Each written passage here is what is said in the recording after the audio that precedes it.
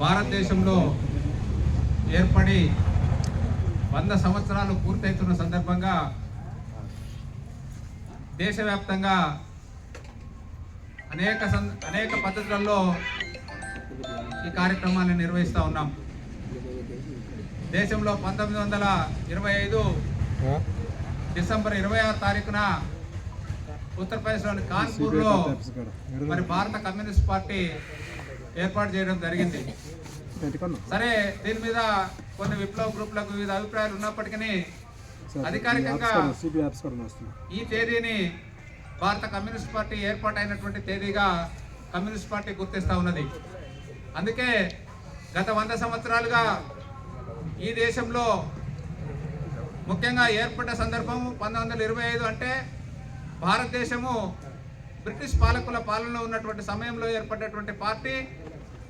వారి పాలన నుంచి విముక్తి కోసం అనేక పోరాటాలు చేసినటువంటి చరిత్ర భారత కమ్యూనిస్ట్ పార్టీకి ఉంది. మీకు అందరికీ తెలుసు, ఇప్పుడే మనం భగత్ సింగ్ విగ్రహానికి పూలమాల వేసినాం. ఆయన కూడా ఈ 1925 తర్వాతనే, అంటే ఆయన చనిపోయిన తేదీ 31.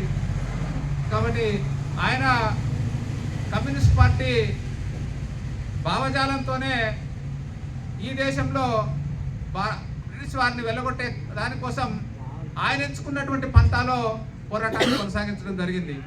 ఆయనను అతి చిన్న వయసులోనే బ్రిటిష్ పాలకులు ఉరితీసినటువంటి చరిత్ర. అలాగే భారతదేశానికి స్వాతంత్రం వచ్చింది.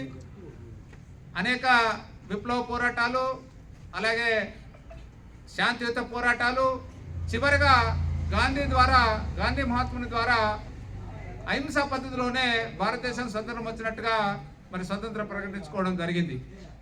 కానీ తెలంగాణ, ముఖ్యంగా హైదరాబాద్ సంస్థానం, అప్పుడు భారతదేశంలో ఉన్నటువంటి అన్ని సంస్థానాలలాగా హైదరాబాద్ కూడా ఒక సంస్థానంగా ఉండింది. ఆ సంస్థానాన్ని నిజాం పరిపాలన చేస్తున్నటువంటి పరిస్థితి అది.